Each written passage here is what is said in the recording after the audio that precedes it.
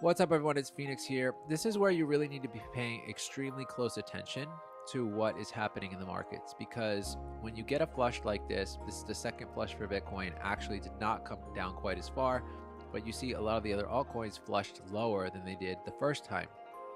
Could this be the end? Yes, maybe not.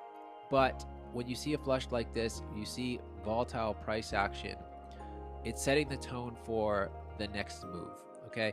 And so unfortunately in crypto, things happen while you're on the toilet or you're out at the grocery store, and it is what it is. Okay. So we're looking at Bittensor to start out, and we will look at several other altcoins that I find most promising.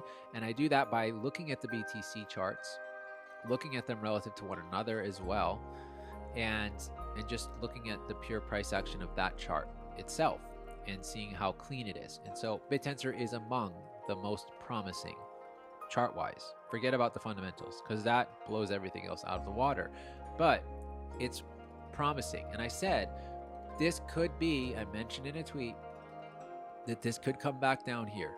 It could even come back down here, but as of right now, it's finding support at this mid. So you can see here I was sizing up along. From a spot perspective, I said between 500 and 1,000, can't really go wrong. For me personally, I'm buying spot here. Okay, so I'm continuing to buy here. I'm following the trend of smart money. Now, from a perpetuals perspective, if you plan for the worst, being that it comes down to this zone here, okay, with a 5x trade, liquidation level is right around here. There's room to potentially add down here, okay, if it gets there. If you don't go full on in this. Now me, traditionally, I risk about 1% per trade, maybe 2%, no more than 5% total.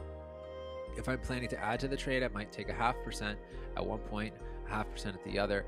And I try to have that lower zone somewhere where I think it's going to bounce from, because then if it bounces, and let's say my average is in here, then I can get out of the trade if I need to at break even, okay? If I feel like the market is still showing weakness. So Bittensor still looks strong to me. Of course, it didn't breach the highs yet, but when it finally does, it's going to do it very quickly, and there's not going to give a chance for an entry. Right now is the opportunity for taking entries on spot positions, okay? And this is, of course, an aggressive long for perpetuals. But what I like about this is looking on the higher time frames, which is very helpful in a bull market. Looking at the 20 and 50 EMA, usually when the price comes down and settles between there, it's setting this stage for another strong move up. And we'll see that with the other altcoins as well. So with Bitcoin, actually did also wick down back into the 20 and 50. Now it may come back down lower and settle down, okay? But so far, we're seeing a lot of strength even with Bitcoin. It did come to the mid of this range. This is the November 18th weekly range here. Has not yet swept these lows. Has not yet swept these lows here. There is a chance it comes back down into the 80s, okay? But from what we're seeing early on here, see this 4H candle is, the more candles you see like this, pin bar type candles on the 4H, the more likely that the uptrend is going to resume. That's been the case in the bull market. And typically if you see even on the higher time frames, say the daily, you get a pin bar, okay? And actually the wick comes down in between here. That's a really good sign for that coin or token, okay? So Bitcoin actually didn't correct that much considering some of the other alts. TAO's down 15% right now. Many are down 20%. 15, 20% here on my list at least. And I'm sure others are down much more than that. But Solana is down 8% today, and Solana was already down. So I'm not saying that it's up only from here, but from what we're seeing initially, looking on the lower time frame, say the 15-minute here, you can see two or three major attempts to push it down were quickly bought up. So this is being bid up, okay? So we saw in 2000 and or when Bitcoin hit 25K and $10,000, there were days surrounding that where you saw pretty long wicks in both directions. And that's actually playing out as well today after a few days of sort of it hovering up here. Now we're seeing a wick down here. Can it wick down here still? Yes, it can. Doesn't have to though. It doesn't have to. And so that's why I am positioned long on some of these altcoins in the event that it does not look back. So Ethereum is one that is of particular interest to me. I am long both Ethereum and ETH BTC, and I've been long ETH BTC since near the bottom. I've been compounding that on the way up because usually if we're in that phase of the cycle, ETH is gonna be, it's down about what, 20-30% from the highs. End of December, January, it's likely going to make its move up, and then it's going to exceed the highs. And so looking at ETH and just as a potential long scenario here, again, see it coming between the EMAs on the daily for the first time in many weeks since before the election. Okay, and so this is usually a great buying opportunity, and you couple that with this trend line here, which is more clear on the 4H. See that? There's confluence here. So there's a range here that where it has established support not once but twice. Could it wick down below here again? Yes, and that's why, again, leaving room to add down here makes sense. Okay, but this is a confluence zone here. This 3,500 zone is a major area of support for Ethereum. I would expect it to find support here. Of course, it can always go lower, but the chances of that, it depends on what Bitcoin does. Let's put it that way. But so far, with ETH BTC really showing a lot of strength, of course it is down today. It is down today, but if we look at ETH BTC and we see on the higher time frames, what do you notice about this? It looks like a base here.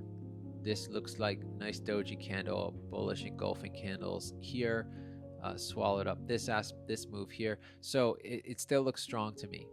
And you can actually see here, my average entry is down here from, I started adding to this down here, okay? And I've been putting my profits back into the trade. And so I'm gonna wait and see what this does. I'm willing to wait months for this to play out. Okay, so Ethereum is actually, to me, it's the biggest play right now. It's the most important, because I think that even with, if we look at Sol and we look at Sol BTC and Sol ETH, I'm not actually gonna show you, but they are, there is some weakness with Sol where Ethereum is starting to show strength. Okay, Sol itself, yeah, it's weaker than some of the other alts right now. And why? Because it already hit its highs. It already made its big move, and so it's consolidating below the highs. So okay, not out of the ordinary. But in Sol's case, it actually wicked below the EMA 20 and 50 here temporarily. And so again, this area, also an area where you would expect it to find support. So aggressive traders could enter long here. That is an option with room to add down lower. Okay. And where would we be targeting? Well, previous highs would be first, but if you're a swing trader, you'd be targeting much higher, maybe $300, $400, $500. I would say that Solana is going to at least double in the next couple of months. So if you have the patience for it, many don't. That's completely up to you, not financial advice. Again, Solana actually is not as appealing to me as Ohm and Sui. Why? Because Ohm and Sui, if you look at their charts relative to Solana, relative to Bitcoin, they're showing more strength. So here's a trade that I've sized up for Mantra, and this one is a similar market cap to TAO. Okay, and it's also, it just actually gave the setup, one of the setups that I gave last week. It came down, filled a gap. Okay, filled not the whole gap here on the weekly, but it filled a gap on the daily. Filled this gap in here, okay, and it came and did not encroach past the mid of this. Okay, so now it's back inside here, and then if we look on the lower time frames, the 4H, you see we have a nice pin bar candle that's forming here. So again, pin bar candles that wick into key areas in a bull market, usually a sign that the lows could be in. Okay, so it's a higher probability than, of course, if we had a candle that closed somewhere down here. So pin bar, we want to see about 75% of the candle in the wick. Okay, 75% or more. And so this qualifies from this level. We still have 13 minutes left until this closure, but this looks pretty good right now. Okay, and so far this has been a complete monster compared to pretty much everything else. So I like the odds there. Sui, same thing, right? Same. You see the structure playing out across the board right now. Weekly still well above the 21. Daily, it's still, it just wicked down again. So notice, very common pattern here, okay? Now, ideally, this daily candle will close somewhere up around $4. In that case, then you have a pin bar confirmation on the daily, which gives more strength to the argument of more upside here. So this is not quite a pin bar. It's close, but again, we need to see 75% of that wick or 75% in the wick, okay, and less in the body. So the pin bars are pretty slender candles. Memes have been all over the place. It's really not even worth talking about. I mean, PopCat came all the way down to $1 at one point today. Now it's back to $1.20. Lower market caps and meme players tend to be more volatile in their emotions, I guess. Pepe was actually defying the market for a while. I lost money on a Pepe short, which not too much, made up for it with ADA, but you just never know with memes, and that's why it's better to just own spot. For me personally, I prefer to own spot in a lot of and I'll just kind of trade memes for fun without a lot of capital. If I'm really deploying capital, it's going into the larger ones because those are they follow more tried and true patterns that I can recognize. So that's just my strategy, and that's saved me money. And every time I start trading alts again, I start remembering why I don't. And so I think the buy and hold is the best bet for me. I like PopCat a lot. I do own spot, full disclosure, but I just at this stage in the game, I'd rather focus on the big plays where I can really compound on the way up. SPX is another one that I really like a lot, that I feel that structurally looks good, and fundamentally, it's just a meme coin, right? But the vision, the mission of it, flipping the stock market, I think it's got a lot. It's unique. So basically that's Solana. We covered TAO. We covered SUI. Yeah, it just, from a daily perspective, this looks really good, and it's 11 billion market cap. So could this pull a SOL? I think it's possible. SOL went up to 60-70 billion, I think, last bull run. Correct me if I'm wrong in the comments, but I think it went all the way up there, market cap. So that would be a 6-7x from here. And I think, of course, we're going to see more capital flow in than in previous bull runs. That's my humble opinion. So this could easily still do 5-10x or more.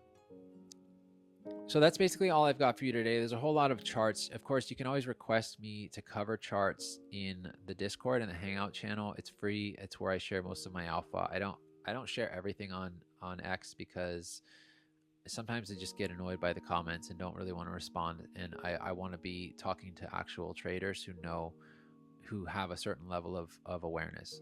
Of course, you can always check out my book. I do have courses. I'm not currently selling the courses. I'm just offering those to my students, which is very limited in number because there's only one of me. But if you appreciate this content, just please give it a thumbs up and share it with your friends. And I'd love to hear from you in the comments below. And again, you can support me on Blowfin. Just use the link in my profile. Have a beautiful rest of your day.